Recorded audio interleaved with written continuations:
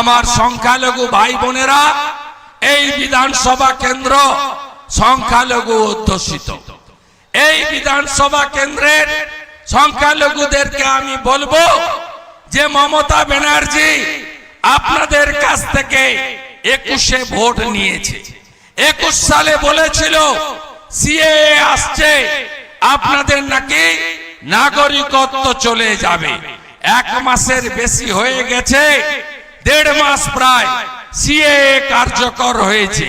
কার কার নাগরিকত্ব গেছে বলুন? একজনেরও গেছে না? যায়নি।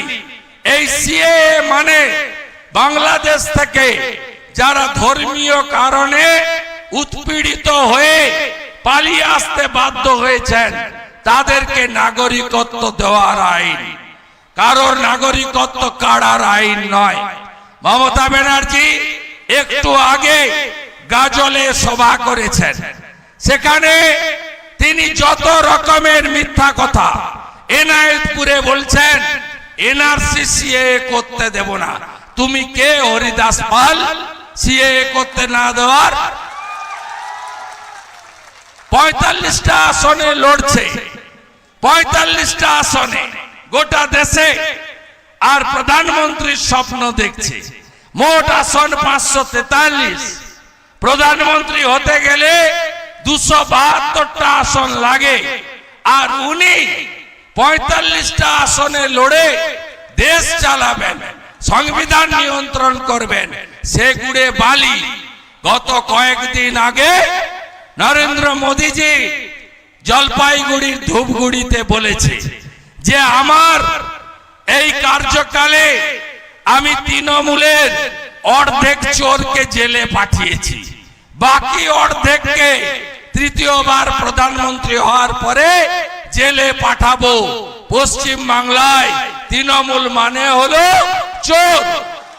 সবাই জানে 100 দিনের টাকা, সবাই জানে বন্যার ক্ষতিগ্রস্তদের টাকা, সবাই জানে শৌচালয়ের টাকা, সবাই জানে প্রধানমন্ত্রী আবাসের টাকা কিভাবে লুট করেছে এরা। এখানে রহিম বক্সি আর তার বেটা কোথা থেকে টাকা নেয়নি বলুন? কোন জায়গা বাকি নেই। এখনো আইসিডিএস এর চাকরির নামে, আশা কর্মী নিয়োগের নামে 2 হাতে টাকা তুলছে। কালকে রবিবার, আগামী সপ্তাহ শুরু হতে চলেছে। আপনারা দেখবেন, আমি বলবো না বিস্তারিত, আগামী সপ্তাহের শুরুতে এমন একটা বোম পড়বে, তৃণমূল বেসামাল হয়ে যাবে। নিশ্চিন্ত থাকুন, তৃণমূল কুল কিরানা পাবে না, সেই ব্যবস্থার দিকে যাচ্ছে। অপেক্ষা করতে থাকুন। এই চোর তৃণমূলকে তাড়াতে হবে, এই চোরেদের হাত থেকে বাঁচতে হবে। গোটা মালদা জেলায় 100 দিনের কাজে ওদের প্রধান জেল খাটছে। ওদের বন্যার যে ক্ষতিপূরণের টাকা, তার জন্য জেল কাটছে তৃণমূলের পঞ্চায়েতের লোকেরা। এই চোরেদেরকে শিক্ষা দিতে হবে। কি বলছে? লক্ষ্মীর ভান্ডার বন্ধ হবে। লক্ষ্মীর ভান্ডার আপনাদের কি পৈতৃক সম্পত্তির টাকা? ও তো পশ্চিমবঙ্গের জনগণের টাকা। আমরা বিজেপি, আপনারা শুনে রাখুন, আমাদের সরকার যেদিন রাজ্যে আনবেন তার পরের মাসের 1 তারিখ থেকে আপনারা 1000 নয় 3000 টাকা করে লক্ষ্মীর ভান্ডারে পাবেন।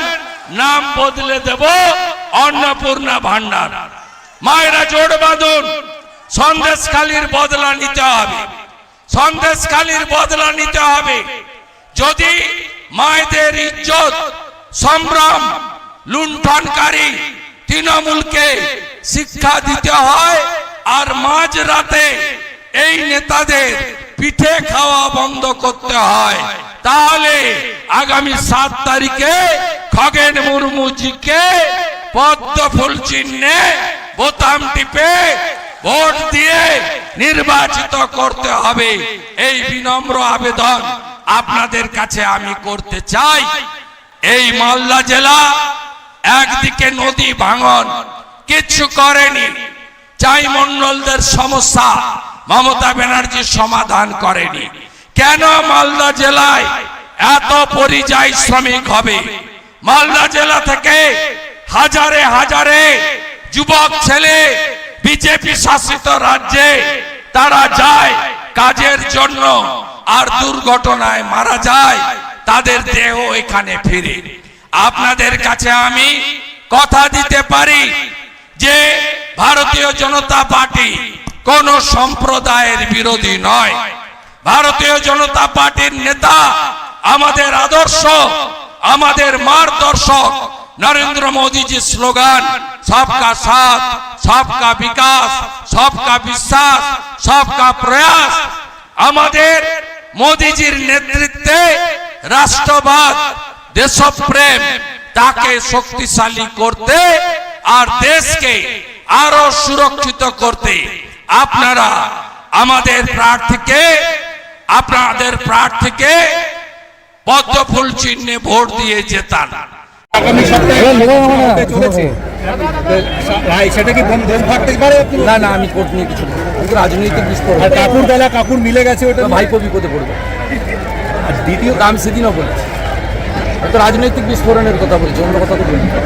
বুঝেন, আরেকটা হচ্ছে দূরদর্শনের লোগো নাকি গেরুয়া করে দেওয়া হয়েছে, মমতা বন্দ্যোপাধ্যায় বলেছে গেরুয়া খারাপ। ইলেকশন চলাকালীন এটা না না, গেরুয়াতে ওনার এত রাগ কেন? হিন্দুদের দাঙ্গাবাজ বলেন কেন? উনি তো বড় দাঙ্গাবাজ, জালি হিন্দু। উনি তো নিজে মুসলমান ভোট পাওয়ার জন্য এগুলো করছেন। মুসলমানদের চাকরি দেননি, শিক্ষা দেননি। পরিযায়ী শ্রমিক হিসাবে বেশিরভাগ মুসলিম বাইরে বিজেপি রাজ্যে কাজ করে। লাশ এলে ববি হাকিমকে আর সাবিনা ইয়াসমিনকে পাঠায় 2 লাখ করে টাকা দিয়ে। মমতা বন্দ্যোপাধ্যায় এখানে কাজ দিতে পারেন, এখানে থাকে না, 5 তারিখ অবধি থাকবে। থাকবে না, পাড়ায় পাড়ায় ঘুরলেও কিছু হবে না। খগেন মুর্মু 1 লক্ষের বেশি ভোটে জিতবে এবং ওখানে একটা জালি আইপিএস, ও থার্ড হবে। আর এটার তো জামানত যাবে। কিন্তু আজকে 11টার বদলে অনেক বেশি দেরি করে উনি সভাটা শুরু করেছেন। তাতেও 2000 লোক গাজল। আর আমি মাইনরিটি বেল্টে মিটিং করেছি, 65% মুসলিম, আমার 8000 লোক ওখানেই ছিল, আর এখানে তো 15000। দেরি করে করার কি কারণ আছে? দেরি করে 11টার টাইমটা বারে বারে কখনো একটা, সেটা আমি বলতে পারবো না। ওনার ঘুম ভেঙেছে কিনা, উনি কেমন আছেন উনি বলতে পারবেন, আমি উল্টো। কিন্তু আমার মনে হয়েছে লোকজন হয়নি, তারপর লাস্টে বাধ্য হয়ে গেছে, উড়িয়ে দিয়েছে। মালদা জেলায় মমতা, দার্জিলিংয়ে যেমন মমতা ব্যানার্জি উঠতে পারেনি এবারের ভোটে, দার্জিলিংয়ের লোকরা ওকে ঘৃণা করে। মালদা জেলার লোকও মমতা ব্যানার্জিকে ঘৃণা করে। আমি নিজেকে অপরাধী বলে মনে করি। এই জেলাতে পদ্ম ফুল ছিল আর হাত ছিল, তৃণমূল ছিল না। আমি জোর করে ঘুরে ঘুরে এখানে তৃণমূল কিছু করার চেষ্টা করেছিলাম, তাতে ভুলও থাকতে পারে। এই জেলা মুর্শিদাবাদ জেলায় মমতা ব্যানার্জিকে কি মাইনরিটি কি মেজরিটি সকলে ঘৃণা করেছে, কেউ পছন্দ করে। এবারের ভোটে দেখবেন কিভাবে সাফ হয়ে যায় দেখতে পাবেন। Thank you.